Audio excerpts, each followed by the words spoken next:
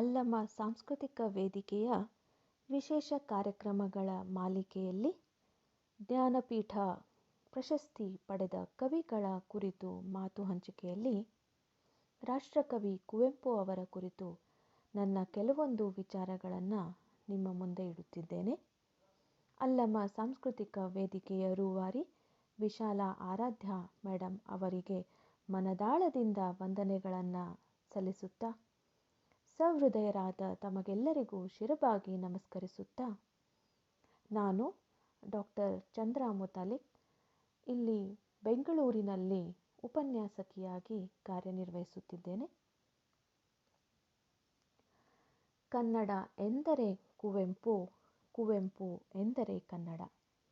ಈ ಒಂದು ನುಡಿ ಸ್ಥಾಪಿತವಾಗಲು ಕುವೆಂಪು ಅವರ ಜೀವನದಲ್ಲಿ ನಡೆದ ಒಂದು ಘಟನೆ, ಮಹೋನ್ನತ ತಿರುವು, ಅದು ಹೀಗಿದೆ.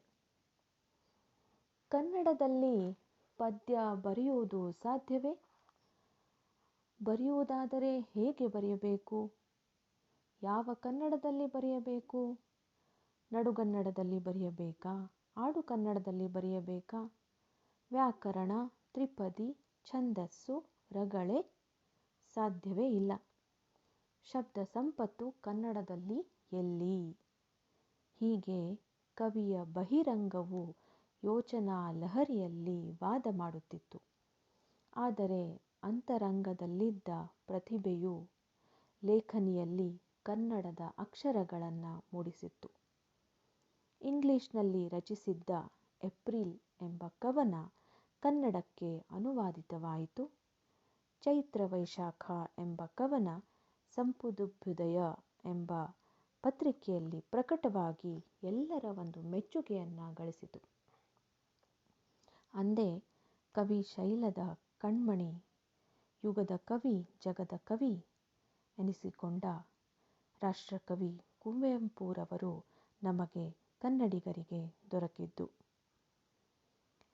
ಕನ್ನಡ ನಾಡಿನ ಕವಿ ಕನ್ನಡದಲ್ಲಿಯೇ ಬರೆಯಬೇಕು ಎಂದು ಪುಟ್ಟಪ್ಪನವರಿಗೆ ಮನದಟ್ಟು ಮಾಡಿ ಪ್ರೋತ್ಸಾಹವನ್ನು ನೀಡಿದವರು ಐರಿಷ್ ಕವಿ ಜೇಮ್ಸ್ ಕಜಿನ್ಸ್. ತೀರ್ಥಹಳ್ಳಿಯ ಕಳೆದು ತಾಯಿ ತುಂಗೆಯ ದಾಟಿ 9 ಮೈಲಿಗಳ ದೂರದಲ್ಲಿ ನಮ್ಮೂರು ಕುಪ್ಪಳಿ ಎಂದು ಪುಟ್ಟಪ್ಪನವರು ತಮ್ಮ ಒಂದು ಕವನದಲ್ಲಿ ತಮ್ಮ ಊರಿನ ಕುರಿತು ಹೇಳುತ್ತಾರೆ. ಪುಟ್ಟಪ್ಪನವರು ಜನಿಸಿದ್ದು 1904 ಡಿಸೆಂಬರ್ 29ರಂದು. ವೆಂಕಟಪ್ಪನವರು ಹಾಗೂ ಸೀತಮ್ಮನವರು ಇವರ ತಂದೆ. ಕುಪ್ಪಳ್ಳಿ ವೆಂಕಟಪ್ಪನ ಮಗ ಪುಟ್ಟಪ್ಪ ಕುವೆಂಪು ಎಂದು ಖ್ಯಾತಿ ಪಡೆದರು. ಮನೆಯಲ್ಲಿ ಜೈಮಿನಿ ಭಾರತ, ತೊರವೆ ರಾಮಾಯಣ ಇದರ ವಾಚನ ಬಾಲಕನಿಗೆ ಚಿಕ್ಕಂದಿನಲ್ಲಿಯೇ ಸಾಹಿತ್ಯದ ಸಂಸ್ಕಾರವನ್ನು ನೀಡಿತು. ಪುಟ್ಟಪ್ಪನವರಿಗೆ ಆಂಗ್ಲ ವರ್ಣಮಾಲೆಯನ್ನು ಕಲಿಸಿ ಪುಸ್ತಕಗಳನ್ನು ತಂದುಕೊಟ್ಟು ವಿದ್ಯಾಭ್ಯಾಸದಲ್ಲಿ ಉತ್ಸಾಹವನ್ನು ಮೂಡಿಸಿದವರು ಮಂಗಳೂರಿನ ಆನಂದರಾಯ ಎಂಬುವರು. ನಂತರ ಸುಮಾರು 8ನೆಯ ವಯಸ್ಸಿನಲ್ಲಿ ಪುಟ್ಟಪ್ಪನವರು ತೀರ್ಥಹಳ್ಳಿಗೆ ಓದಲು ಬಂದರು. ಅವರ ಒಂದು ಮಾಧ್ಯಮಿಕ ಶಿಕ್ಷಣ ತೀರ್ಥಹಳ್ಳಿಯಲ್ಲೇ ನಡೆಯಿತು. ಮೈಸೂರಿನ ವೆಸ್ಲಿಯನ್ ಮಿಷನ್ ಹೈಸ್ಕೂಲಿನಲ್ಲಿ ಶಿಕ್ಷಣವನ್ನು ಅವರು ಮುಂದುವರಿಸಿದರು. ಹೈಸ್ಕೂಲಿನ 3ನೇ ವರ್ಷದಲ್ಲಿ ತಮ್ಮ ಗೆಳೆಯರೊಡನೆ ಅವರು ಪದ್ಮಪತ್ರ ಸಂಘ ಎಂಬುದನ್ನು ಸ್ಥಾಪನೆ ಮಾಡಿದರು. ಸಾಹಿತ್ಯ ವಾಚನ, ಚರ್ಚೆ ಆ ಒಂದು ಸಂಘದ ಉದ್ದೇಶವಾಗಿತ್ತು. 1924ರಲ್ಲಿ ಮೈಸೂರಿನ ಮಹಾರಾಜ ಕಾಲೇಜಿಗೆ BA ಓದಲು ಸೇರಿದಾಗ ಅವರು ಮನಃಶಾಸ್ತ್ರ ಹಾಗೂ ತತ್ವಶಾಸ್ತ್ರಗಳನ್ನು ತಮ್ಮ ಒಂದು ಓದಿನ ವಿಷಯಗಳನ್ನಾಗಿ ಆರಿಸಿಕೊಂಡರು. ಪೌರ್ವಾತ್ಯ ಹಾಗೂ ಪಾಶ್ಚಿಮಾತ್ಯದ ಜ್ಞಾನ ಶಾಖೆಗಳನ್ನು ಆಳವಾಗಿ ಅವರು ಅಂದು ಅಧ್ಯಯನ ಮಾಡಿದರು. ಪುಟ್ಟಪ್ಪನವರಿಗೆ TS Venkannaiah, AR Krishnashastri, BM Srikantaiah, AR Wadia, ನಾ ಕಸ್ತೂರಿ ಹೀಗೆ ಕನ್ನಡದ ಮಹಾನ್ ವ್ಯಕ್ತಿಗಳ ಒಂದು ಸಹವಾಸ ದೊರೆಯಿತು. TS ವೆಂಕಣ್ಣಯ್ಯನವರು ಪುಟ್ಟಪ್ಪನವರನ್ನು ತಮ್ಮ ಮಾನಸ ಪುತ್ರ ಎಂದು ಸ್ವೀಕಾರ ಮಾಡಿಬಿಟ್ರು. ರಾಮಾಯಣ ದರ್ಶನಂ ಮಹಾಕಾವ್ಯವನ್ನು ಪುಟ್ಟಪ್ಪನವರು ಗುರುಗಳಾದ ಟಿ.ಎಸ್. ವೆಂಕಣ್ಣಯ್ಯನವರಿಗೆ ಅರ್ಪಿಸಿದಾಗ ವಿಶ್ವವಾಣಿಗೆ ಮುಡಿಯ ಮಣಿಯಾಗು ಎಂದು ಅವರು ಹರಿಸಿದರು. ಅದರಂತೆ ಆಧ್ಯಾತ್ಮಿಕ ಮಾರ್ಗದಲ್ಲಿ ರಾಮಕೃಷ್ಣಾಶ್ರಮದ ಸ್ವಾಮಿ ಸಿದ್ದೇಶ್ವರಾನಂದರು ಪುಟ್ಟಪ್ಪನವರ ಕೈಯನ್ನು ಹಿಡಿದು ಮುನ್ನಡೆಸಿದರು. ಪುಟ್ಟಪ್ಪನವರ ಪ್ರತಿಭೆಯನ್ನು ಪರಿಚಯಿಸುತ್ತಾ ಅವರ ನಲ್ಮೆಯ ಗುರುಗಳು ಶ್ರೀ ಎ.ಆರ್. ಕೃಷ್ಣಶಾಸ್ತ್ರಿಗಳು ಹೀಗೆ ಹೇಳ್ತಾರೆ. 1926ರಲ್ಲಿ ಮಹಾರಾಜ ಕಾಲೇಜಿಗೆ ನಾನು ಅಧ್ಯಾಪಕನಾಗಿ ಸೇರುವ ಹೊತ್ತಿಗೆ ಪುಟ್ಟಪ್ಪನೆಂಬುವ ಒಬ್ಬ ವಿದ್ಯಾರ್ಥಿ ಇದ್ದಾರೆ ಎಂದು ಕೇಳಿದೆ. ಆದರೆ ಮೊದಲ ಬಾರಿಗೆ ತರುಣ ಪುಟ್ಟಪ್ಪನ ಗಂಭೀರ ಮುಖಮುದ್ರೆಯನ್ನು ನೋಡಿದಾಗ ನಾನು ಸಂತೋಷದಿಂದ ಕ್ಷಣಕಾಲ ಸ್ತಂಭಿತನಾದೆ. ಪುಟ್ಟಪ್ಪನವರು ಬರೆದ ಕವಿತೆಗಳನ್ನು ಓದುವ ಸುಯೋಗ ಒದಗಿ ಬಂದದ್ದು ಅಪೂರ್ವ ಅನುಭವ ಎಂದು ಅವರು ಬಣ್ಣಿಸುತ್ತಾರೆ. ಅದರಂತೆ ಶಿಷ್ಯರಾದ ಪುಟ್ಟಪ್ಪನವರು ಸಹ ಪ್ರೊಫೆಸರ್ ಎ.ಆರ್. ಕೃಷ್ಣಶಾಸ್ತ್ರಿಗಳು ತಮಗೆ ಕನ್ನಡ ಎಂ.ಎ. ಮಾಡುವ ಸಲಹೆಯನ್ನು ನೀಡಿದ್ದು ನನಗೆ ಶ್ರೇಯಸ್ಕರ ಸೂಚನೆಯಾಗಿತ್ತು ಎಂದು ತಮ್ಮ ಒಂದು ಗುರುಗಳ ಕುರಿತು ಆದರಾಭಿಮಾನವನ್ನು ವ್ಯಕ್ತಪಡಿಸ್ತಾರೆ. ಎಂ.ಎ. ತರಗತಿಗೆ ಸೇರಿದ ಮೊದಲಲ್ಲಿಯೇ ಕುವೆಂಪುರವರು ಜಲಗಾರ, ಯಮನ ಸೋಲು, ಮಹಾರಾತ್ರಿ ಒಂದಾದ ಮೇಲೊಂದರಂತೆ ನಾಟಕಗಳನ್ನು ಬರೆದರು. ಆ ನಾಟಕಗಳೆಲ್ಲವೂ ಕನ್ನಡ ಸಾಹಿತ್ಯದಲ್ಲಿ ಒಂದು ಮುಖ್ಯವಾದ ಸ್ಥಾನವನ್ನು ಗಳಿಸಿವೆ. ಅಷ್ಟೇ ಅಲ್ಲದೆ ಯಮನ ಸೋಲು ಈ ಒಂದು ನಾಟಕದಲ್ಲಿ ಪುಟ್ಟಪ್ಪನವರು ಸತ್ಯವಾನನ ಪಾತ್ರವನ್ನು ವಹಿಸಿ ಒಂದು ಯಶಸ್ವಿಯಾದ ಅಭಿನಯವನ್ನು ನೀಡಿದರು. ಆ ಘಟನೆ ಹೀಗಿದೆ. ಕಲಬುರಗಿಯಲ್ಲಿ ಆಗ ಕನ್ನಡ ಸಾಹಿತ್ಯ ಸಮ್ಮೇಳನ ನಡೀತಾ ಇತ್ತು. ಅದರ ಒಂದು ಅಧ್ಯಕ್ಷರಾಗಿ ಬಿ.ಎಂ. ಶ್ರೀಕಂಠಯ್ಯನವರು ಅಲ್ಲಿ ಇದ್ದರು. ಆ ಬಿ.ಎಂ. ಶ್ರೀಕಂಠಯ್ಯನವರು ಪುಟ್ಟಪ್ಪನವರ ಅಭಿನಯವನ್ನು ನೋಡಿ ಅಲ್ಲಿ ಮೆಚ್ಚುಗೆಯನ್ನು ವ್ಯಕ್ತಪಡಿಸಿದರು. ಕವಿಯೂ ಅದ್ಭುತ ನಟನೂ ಎಂಬ ಕೀರ್ತಿ ಪುಟ್ಟಪ್ಪನವರಿಗೆ ಸಲ್ಲಿತು. 1929ರಲ್ಲಿ ಪುಟ್ಟಪ್ಪನವರು ಎಂ.ಎ. ಪದವಿ ಪರೀಕ್ಷೆಯನ್ನು ತೇರ್ಗಡೆ ಹೊಂದಿದರು. ತದನಂತರ 1937ರಲ್ಲಿ ಅವರು ತಮ್ಮ ಒಂದು ವೈವಾಹಿಕ ಜೀವನಕ್ಕೆ ಕಾಲಿಟ್ಟರು. ದೇವಂಗಿ ರಾಮಣ್ಣಗೌಡ ಎಂಬುವರ ಮಗಳು ಹೇಮಾವತಿಯವರ ಜೊತೆಗೆ ಅವರ ವಿವಾಹವಾಯಿತು. ಇದನ್ನು ಒಂದು ಅಪರೂಪದ ವಿವಾಹವೆಂದೇ ನಾವು ಹೇಳಬಹುದು. ಏಕೆಂದರೆ ಹೇಮಾವತಿ ಎಂಬ ಹೆಸರನ್ನು ಆ ಮಗುವಿಗೆ ಸೂಚಿಸಿದವರೇ ಪುಟ್ಟಪ್ಪನವರು. ಅಂದರೆ ಪುಟ್ಟಪ್ಪನವರ ಅರ್ಧದಷ್ಟು ವಯಸ್ಸು ಹೇಮಾವತಿಯವರದು. ತೇಜಸ್ವಿ, ಚೈತ್ರ ಎಂಬ 2 ಗಂಡು ಮಕ್ಕಳು ಹಾಗೂ ಇಂದುಕಲಾ ಹಾಗೂ ತಾರಿಣಿ ಎಂಬ 2 ಹೆಣ್ಣು ಮಕ್ಕಳು ಅವರ ಒಂದು ಸುಖಮಯ ದಾಂಪತ್ಯಕ್ಕೆ ಬೆಸುಗೆ ಹಾಕಿದವರು. ಪುಟ್ಟಪ್ಪನವರು 1924ರಲ್ಲಿ ಪ್ರಕಟಿಸಿದ ಮೊದಲನೆಯ ಕನ್ನಡ ಪುಸ್ತಕ ಅಮಲನ ಕಥೆ. ಇದು 190 ಚೌಪದಿಗಳನ್ನು ಹೊಂದಿದ್ದು ಗೋವಿನ ಹಾಡನ್ನು ಹೋಲುವ ಕಥಾವಸ್ತುವನ್ನು ಇದು ಸಹ ಹೊಂದಿದೆ. ತದನಂತರ ಬೊಮ್ಮನಹಳ್ಳಿ ಕಿಂದರಿ ಜೋಗಿ ಪುಟ್ಟಪ್ಪನವರನ್ನು ಕೀರ್ತಿಯ ಶಿಖರಕ್ಕೆ ಏರಿಸಿದ ಮಹತ್ವವಾದ ಒಂದು ಕವನ ಅನ್ನೋದನ್ನು ಹೇಳ್ಬೋದು. ತುಂಗಾ ತೀರದ ಬಲಗಡೆಯಲ್ಲಿ ಹಿಂದಲಿದ್ದುದು ಬೊಮ್ಮನಹಳ್ಳಿ, ಅಲ್ಲೇ ನಿಲಿಗಳ ಕಾಟವೇ ಕಾಟ, ಅಲ್ಲಿಯ ಜನಗಳಿಗತಿಗೋಳಾಟ. ಈ ಒಂದು ಕಥನ ಕಾವ್ಯದಲ್ಲಿ ಬರುವ ಇಲಿಯ ವರ್ಣನೆ ಕುವೆಂಪುರವರ ಹಾಸ್ಯ ಪ್ರವೃತ್ತಿಯ ಒಂದು ಆಯಾಮವನ್ನು ತೋರಿಸಿಕೊಡ್ತದೆ. ಮೈಸೂರು ವಿಶ್ವವಿದ್ಯಾಲಯದಲ್ಲಿ ಕನ್ನಡ ಅಧ್ಯಾಪಕ ವೃತ್ತಿ ಅವರಿಗೆ ದೊರೆತಾಗ ಕನ್ನಡ ಪ್ರಾಚೀನ ಗ್ರಂಥಗಳ ಒಂದು ಸಂಸ್ಕರಣೆಯನ್ನು, ಸಂಶೋಧನೆಯನ್ನು, ಕಾವ್ಯ ರಚನೆಯನ್ನು ಹಾಗೂ ವಿಮರ್ಶೆಗಳತ್ತ ಅವರು ವಿಶೇಷವಾದ ಒಂದು ಗಮನವನ್ನು ಹರಿಸಿದರು. 1926ರಲ್ಲಿ ಪ್ರಕಟವಾದ ಕೊಳಲು ಅವರ ಪ್ರಥಮ ಕವನ ಸಂಕಲನ. ಅದರೊಂದಿಗೆ ಅವರು ಮೋಡಣ್ಣನ ತಮ್ಮ, ಹಾಳೂರು ಇವುಗಳು ಸಹ ಪ್ರಕಟಗೊಂಡವು.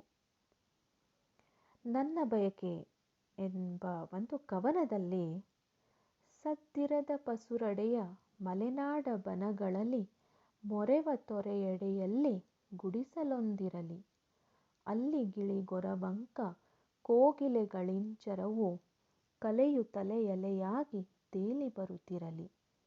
ಹೀಗೆ ನನ್ನ ಬಯಕೆ ಎಂಬ ಈ ಕವನವು ಕುವೆಂಪುರವರ ಪ್ರಬುದ್ಧ ಕಾವ್ಯ ಶೈಲಿ ಹಾಗೂ ಸುಂದರ ಪದವಿನ್ಯಾಸದ ಉದಾಹರಣೆಯ ಒಂದು ಕಿರುನೋಟ ಅಷ್ಟೆ.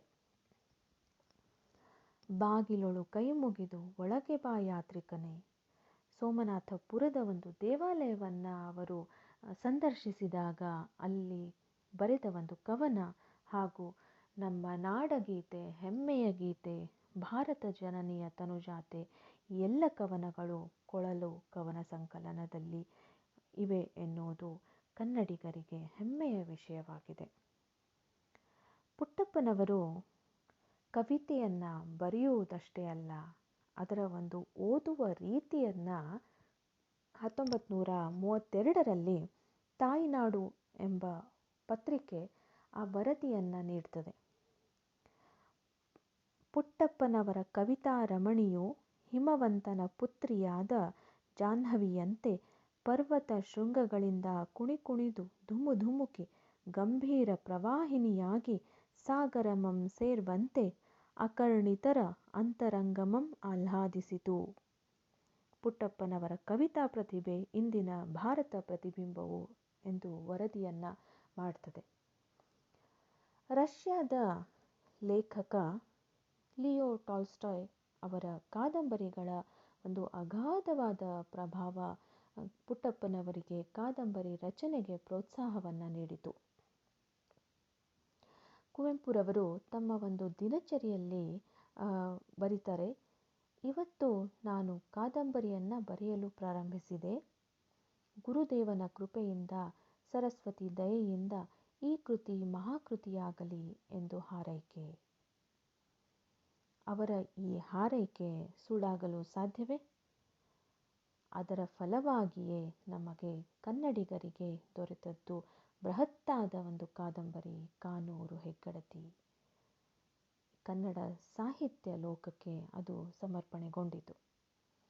1955ರಲ್ಲಿ ಕುವೆಂಪುರವರ ರಾಮಾಯಣ ದರ್ಶನಂ ಕೃತಿಗೆ ಸಾಹಿತ್ಯ ಅಕಾಡೆಮಿ ಪ್ರಶಸ್ತಿ ದೊರೆತಾಗ ಇಡೀ ಕನ್ನಡ ನಾಡು ಆ ಒಂದು ಸಂಭ್ರಮದ ಆಚರಣೆಯನ್ನು ಮಾಡಿತು. ಕುವೆಂಪುರವರು ಸಹ ತಮಗೆ ಸಂದ ಗೌರವ, ಕನ್ನಡಕ್ಕೆ ಸಂದ ಗೌರವ ಎಂದು ಭಾವಿಸಿದರು. ತದನಂತರ ಒಂದಾದ ಮೇಲೊಂದು ಪ್ರಶಸ್ತಿ ಪುರಸ್ಕಾರಗಳು ನಮ್ಮ ಈ ಕನ್ನಡ ಪುತ್ರ ಕುವೆಂಪುರವರ ಮುಡಿಯನ್ನು ಅಲಂಕರಿಸಿದವು. ಗೌರವ ಡಾಕ್ಟರೇಟ್, ಪದ್ಮಭೂಷಣ ಪ್ರಶಸ್ತಿ, 1964ರಲ್ಲಿ ರಾಷ್ಟ್ರಕವಿ ಹಾಗೂ 1968ರಲ್ಲಿ ಜ್ಞಾನಪೀಠ ಪ್ರಶಸ್ತಿ. ಹೀಗೆ ಒಂದೋ ಎರಡೋ, ಆದರೆ ಅದು ಕನ್ನಡ ಕಂದನ ಪರಿಶ್ರಮಕ್ಕೆ ಸಂದ ಗೌರವಗಳು. ಇಲ್ಲಿ ಪರಿಶ್ರಮ ಎಂದು ಹೇಳುವುದಕ್ಕೆ ಕಾರಣ ಇಲ್ಲದೇ ಇಲ್ಲ. ಕನ್ನಡದ ಡಿಂಡಿಮವನ್ನು ಅವರು ಕೇವಲ ನುಡಿಯುವುದಕ್ಕೆ ಮಾತ್ರ ಸೀಮಿತಗೊಳಿಸಿರಲಿಲ್ಲ, ಕೇವಲ ಬರೆಯುವುದಕ್ಕೆ ಮಾತ್ರ ಸೀಮಿತಗೊಳಿಸಿರಲಿಲ್ಲ.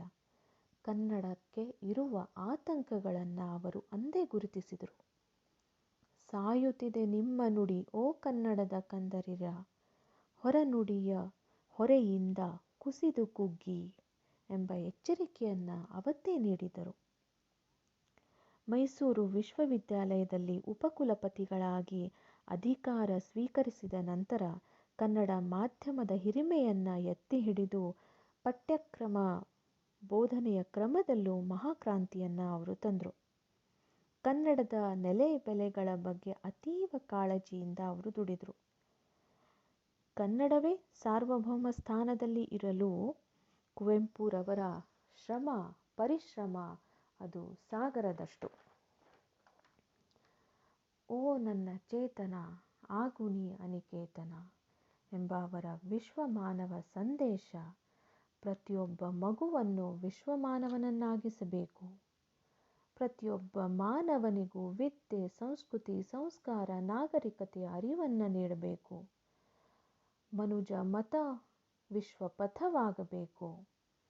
ವೈಚಾರಿಕತೆಯ ಪ್ರತಿಯೊಬ್ಬನ ಜೀವನದ ಉಸಿರಾಗಬೇಕು. ವೈಜ್ಞಾನಿಕ ದೃಷ್ಟಿ ಹಾಗೂ ವೈಚಾರಿಕ ಬುದ್ಧಿಯ ನೆರವನ್ನು ಪಡೆದು ನಾಡಿನ ರಾಜಕೀಯ, ಸಾಮಾಜಿಕ ಮತ್ತು ಧಾರ್ಮಿಕ ರಂಗಗಳನ್ನು ಪರಿಶೋಧಿಸದಿದ್ದರೆ ನಮಗೆ ಕೇಡು ತಪ್ಪದು ಎಂದು ಕುವೆಂಪುರವರು ಅಂದಿನ ದಿನಗಳಲ್ಲೇ ಎಚ್ಚರಿಸಿದ್ದರು. ಕುವೆಂಪುರವರ ವಿಶ್ವಮಾನವ ದೃಷ್ಟಿಯನ್ನು ವಿಸ್ತರಿಸಿ ಹೇಳಬೇಕೆಂದರೆ ಅವರು ಬರೆದ ಮಲೆಗಳಲ್ಲಿ ಮದುಮಗಳು ಕಾದಂಬರಿಯಲ್ಲಿ ಹೇಳಿದ್ದ ಇಲ್ಲಿ ಯಾರೂ ಮುಖ್ಯರಲ್ಲ, ಯಾರೂ ಅಮುಖ್ಯರಲ್ಲ ಎಂಬ ಮಾತುಗಳು ಆ ಒಂದು ನಾಟಕಕ್ಕೆ ಮಾತ್ರ ಅನ್ವಯಿಸದು. ಸಾಹಿತ್ಯದ ಮೂಲಕವಾಗಿ ವ್ಯಷ್ಟಿ ಹಾಗೂ ಸಮಷ್ಟಿ ಹಿತದ ಸಮಾನತೆಯ ತತ್ವವನ್ನು ಅವರು ಕಟ್ಟಿಕೊಟ್ರು.